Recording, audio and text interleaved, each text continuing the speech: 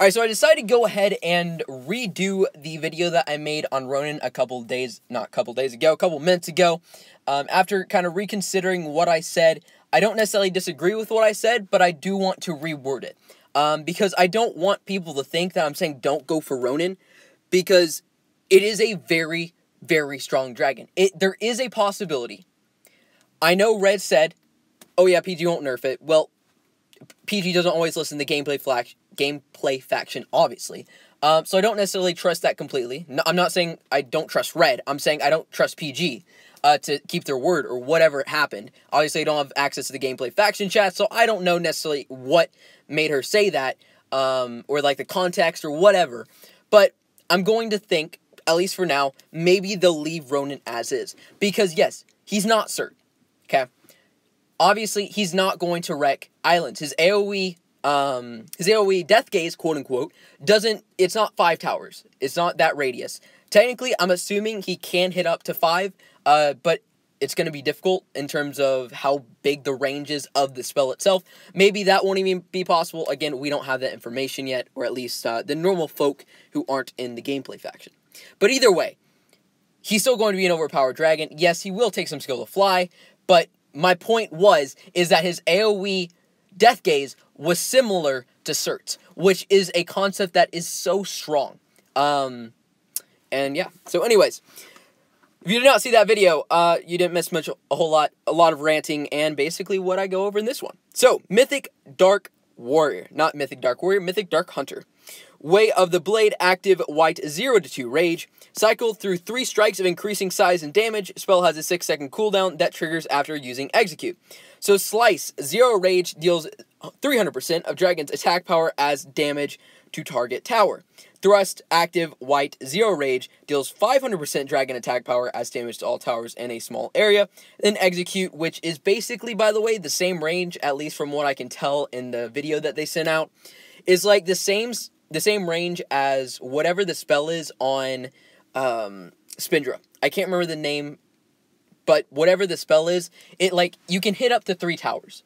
Technically more, but most people with the skill set that most people have, you can hit up to 3 towers. Pretty reliably. So 12,000%, not 12,000, sorry, 1,200% of dragon's attack power. That is basically a one-shot. Now, if it's an orange tier dragon versus maxed out towers, no, it will not one-shot, obviously. But if you're attacking a base that is relative to the dragon's own level, yes, that will be a pretty much automatic one-shot regardless of the defender's gear. So that's pretty freaking overpowered. When it comes down to it, taking out 3 maxed out towers, defended or not, with 2 rage, as a white spell, is overpowered. I don't care what people say. It is overpowered. It doesn't take a whole lot of skill to press a button and one-shot 3 towers. Now, here's the deal, and this is the reason why I was saying that I think he's going to be extremely overpowered, a possibility of a nerf. You kill the first 3 towers. All right, what's left? Most kill islands, you have a blue mage and an ice flak in the back. If you don't have an ice flak, you have a storm tower. So what's going to kill a dragon if you kill the dark flak and the fire flak and the red mage before it, basically can even hit you? Because if you shoot while turning, if it works like a normal ammo for, dragons or hunters, you can kill a tower before it actually even touches you. So you have the possibility of being rage drained, but it doesn't matter a whole lot because you got adaptive immunity, which is basically like adaptive resist. She mentioned a cooldown, Red did. I don't know how long that cooldown is, but I'm guessing it's probably about the same. But regardless, you can still cycle through it and gain a small amount of rage back. So if you gain 0.5, 0.5 rage over and over and over again is still really, really strong. So you have a storm tower and a blue mage you can use in trap. Takes care of the blue mage and storm tower. You use adaptive immunity a couple of times. All right, you have the rage back. You have the ability to kill off that blue mage of storm tower before it hits you, and you're good to go. And if you lose any HP, guess what? You got fighting spirit.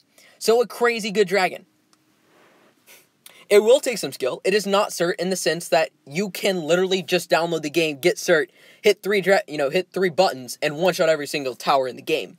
But he is still a very, very strong dragon. I highly suggest going for him. I would wait a little bit. If you're going to be a free-to-play player, don't necessarily get your heart set on him quite yet. Yes, definitely plan to go for him. I do think he is better than the Mythic Sorcerer, but I would wait and see. If they don't nerf him, great. But I'm not going to, get my hopes up that they don't nerf him and then end up, it being ruined, right? We never know with PG. So, they break their promises all the time, so who knows? So anyways, that is the Mythic Hunter, and now let's go on to Haku. Haiku, whatever you want to call him. Legendary Earth Warrior. Honestly, for a warrior, he is amazing. He's honestly pretty freaking strong. Because what's nice is that he has the ability to dodge mage shots. Very, very few very, very few warriors have this ability to dodge super shots, basically of any kind normally, but especially mages. This guy has this protective talisman, which is 0 rage, by the way. That is 1.5 seconds. Keep in mind, 1.5 seconds is an extremely short duration. So it will take some timing for, figuring out the exact time of when to use it. So, for example, if you have 2 mages on an island, or kill island, let's say, 2 of them shoot, you're going to have to... Okay, what's a better example? You can't use it while turning, alright? Because a lot of people, will use shields while turning. You can't do that, because 0.5 seconds is very, very short. So by the time you actually turn the corner and the mage shots actually get to you, which is not when they first cast, you're going to be hit. And there's a, 4.5 second cooldown, which is not, super lengthy, but it's definitely going to leave a gap of where you're exposed. But on top of that, he has the ability to use the Purifying Aegis, which is active blue 2 rage. The spell blocks 80% of incoming damage, which is very, very nice. And restores 20% of dragon's modified HP just as soon as you use it. So 20% of a dragon's modified HP, especially a warrior, is quite significant because warriors have a ton of HP to begin with. So that's pretty nice. It has a 4-second cooldown and 4-second duration and no cooldown, which is awesome. Always nice when a spell doesn't have a cooldown. So we got Rampage, which is white, 2 rage, wish it was 1 rage, but it increases dragon attack by 100% for 4.5 seconds, and then heals for 20% of dragon's modified HP per tower destroyed. So if you kill up to 5 buildings, you got 100% of your HP immediately. And it increases rage generation by 50%, which I'm assuming stacks with the already 100% increases rage generation. Which I said in the video where I was talking about, I was like, man, if it's like a Quester, which was 50%, that's going to be crazy. Well, it's 100%. So that is a lot of freaking rage. He's going to be just he's going to be getting a lot of rage, which is awesome, especially for a warrior, because they tend to have a issue with being able to keep rage. So honestly, he's not a bad dragon. He doesn't have a resist, which is unfortunate, but in the end of the day, for a warrior, for most players, he's going to be kind of good. He's going to be kind of good. I think he will be useful to an extent. Will he be able to take out, max out bases defended? Probably not. Defenders will definitely limit his usability, especially in wars. I probably wouldn't risk it, to be quite honest with you guys, if you're over level 250 in a war defended.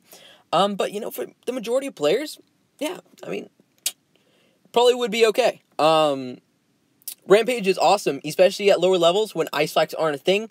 It can't be taken off immediately. So, you're going to be pretty freaking safe. And then the protective talisman, if a lot of lower levels can't defend. So they're going to use all their super shots the second that you get to any island.